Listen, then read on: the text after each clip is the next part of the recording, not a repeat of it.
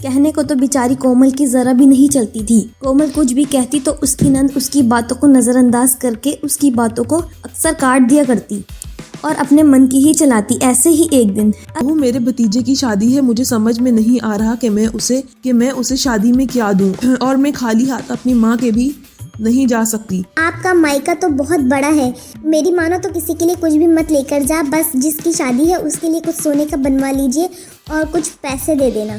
तेरी और रवि की जब शादी हुई थी तो मेरे भाई ने भी तुझे शादी में सोने के कड़े दिए थे। क्या मामा जी ने कुछ सोने के कड़े दिए थे? पर वो तो मुझे मिले ही नहीं। मामा जी ने कुछ भी दिया हो उससे आपको क्या भाभी, इस सोने के कड़े भला माँ आपको क्यों देंगी? और माँ ने उनकी बेटी को भी तो दिया था, बदले में उन्होंने दिया। देखो माँ, अब तुम्हें मामा को कुछ देने की जरूरत नहीं है। अरे वो क्यों बेटा, मामा की 3 बच्चे हैं, आप इसके 2 बच्चों को पहले ही दे चुकी हो और आपकी 2 ही बच्चे हैं। सोच समझ कर कुछ दिया करो। हम इतने भी अमीर नहीं जो दूसरों पर लुटा सकें, और फिर भी अगर देने का इतना शौक है तो अब एक चांदी की पायल दे देना बस। हमें ऐसे नहीं सोचना चाहिए, मामा जी हमेशा सुख दुख में हमारा साथ देते हैं। भाभी मैं तुमसे बड़ी हूँ, अब तुम तो मुझे मत सिखाओ कि मुझे क्या करना है और क्या नहीं। और माँ, तुम जैसा मैंने कहा वैसा ही करना, फालतू पैसे उड़ाने की जरूरत नहीं। अब समतरा भी अपनी बहू की बात ना मानकर अपनी बेटी की बात मानती है, क्योंकि मोनिका बड़ी थी और इसकी अब तक शादी नहीं हुई थी। इसलिए बेचारी कोमल अपनी नंद को कभी कुछ कह भी नहीं पाती। वक्त यूं ही गुजरता है और समय के साथ मोनिका की अब और भी ज्यादा घर में चलती है। आज खाने में क्या बना रही हो? प्लीज आज कुछ अच्छा बना लेना। कभी बहुत दिन हो गए कचौरी नहीं बनी और रवि जी को मेरे हाथों की कचौरी बहुत पसंद है, तो मैं सोच रही थी उनके लिए कचौरी बना दूं। अपनी और अपने पति की पसंद से भी बाहर निकलो, हम लोगों की पसंद को भी देख लो। घर में इतना ऑयल खाना अच्छा नहीं है, इसलिए आज जो मैं कहूँगी वही बनाना। मैंने हमेशा देखा है बहू छोटी होती है तो भी उनकी शादी पहले हो जाती है। यहाँ तो मुझे अपनी बड़ी नंद को झेलना पड़ता है। पता नहीं ये रवि की शादी पहले करवा दी और खुद अब तक कंवारी बैठी है, शायद इसी वजह से इसका रिश्ता नहीं लग रहा। क्या सोचने लगी? मैंने जो कहा वो सुना है ना आपने? बता दीजिएगा, बनेगा। आज बहुत दिन हो गए इडली खाए हुए, तो आज आपने इडली बना दीजिए और साथ में राजमा चावल भी बना देना।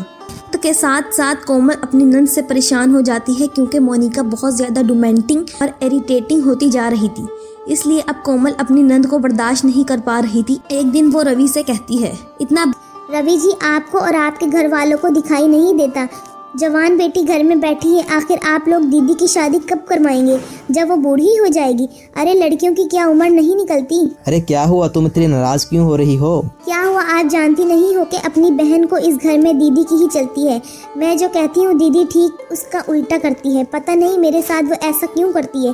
इस घर में कभी मेरी मन की तो चलती नहीं। अरे दीदी तुमसे बड़ी है तो जाहिर सी बात है ना, तुम्हें अपनों से बड़े का कहना तो मानना ही पड़ेगा। बड़ी है तो शादी करवा दो ना, अभी तो अपना घर संभालना चाहिए। मुझे समझ में नहीं आता आखिर ऐसी कौन सी बात है कि जो पहले आपकी शादी करवा दी गई। इतना ज्यादा बोलना अच्छी बात नहीं होती। आपी की शादी नहीं हो रही थी इसलिए पहले मेरी शादी करवाई। पांडित जी से आपकी कुंडली दिखाई गई तो पंडित जी ने कहा था कि जब तक मेरी शादी नहीं होगी तब तक आपी जी की भी शादी नहीं होगी। बोलकर रवि नाराज हो जाता है और वहाँ से चला जाता है।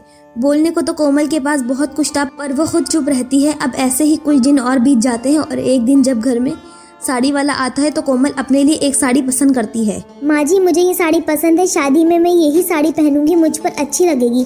भाभी आपकी चॉइस बहुत खराब है, कोई जरूरत नहीं आपको ये साड़ी लेने की। मैंने आपके लिए साड़ी पसंद की है और आप उसी साड़ी को पहनना शादी में। आप पर ये साड़ी ज्यादा अच्छी लगेगी। सही कहा मोनिका, बेटा तूने कोमल बहू पर ये साड़ी ज्यादा अच्छी लगेगी, सस्ते की सस्ती और अच्छी से अच्छी। ठीक है, आप लोगों को जो पसंद है आप वही ले लो, बेकार में मुझसे मेरी पसंद क्यों पूछते हो, जो आपको अपनी पसंद की चीजें करनी होती हैं। आज कोमल अपने गुस्से को कंट्रोल नहीं कर पाती और पहली बार सबके सामने जवाब देकर वहाँ से चली जाती है। ऐसा जवाब सुनकर मोनिका और समतरा का मुंह बन जाता है। तो वहीं दूसरी और रवि उसे समझाने की कोशिश करता है, जिस पर कोमल रवि से कहती है, रावी हमारी शादी को 1 साल होने वाला है, पर अब तक आपने और माँ जी ने अपने कान और आँख बंद कर रखे हैं। आप चाहते ही नहीं कि इस घर की बेटी इस घर से जाए। माँ आज कोमल रवि को भी जवाब दे देती है, पर कोमल की ये बात समतरा और मोनिका सुन लेते हैं और इन्हें कोमल की बात का बहुत बुरा लगता है। सही कह रही हैं आप, बुरा मत मानो, मैं इस घर की बड़ी बेटी हूँ, पर फिर भी मेरी अब तक शादी नहीं हुई। पता नहीं मैंने कौन से पाप करे थे जो मेरी शादी नहीं हो रही। कोमल ने जो आज रवि को कहा है वो बहुत गलत कहा। मैं अभी कोमल को बताती हूँ कि तेरे कुंडली में दोष है, इसलिए तेरी शादी नहीं हो पा रही। किसी भी माँ बाप को शौक नहीं होता कि वो अपनी बेटी को घर पर बैठा कर रखें। मोनिका अपनी माँ को रोकने की कोशिश करती है पर समतरा नहीं रुकती और अपनी बहू को इस बात का जवाब देती है, जिस पर कोमल भी अपनी सांस से कहती है, जी ढूंढने को तो भगवान भी मिल जाता है, फिर लड़का ढूंढना कौन सी बड़ी बात है। और आप किस जमाने में जी रही हैं? आजकल कुंडली वुंडली कोई नहीं देखता। अगर तुझे लगता है कि शादी गुड्डी गुड्डियों का खेल है तो अपनी नंद की शादी अब तू ही करना। मुझे अपने ससुराल की मिली ये पहली जिम्मेदारी मंजूर है। अब देखना कैसे इन 2 महीनों में मैं दीदी के लिए एक अच्छा सा लड़का ढूंढती हूँ।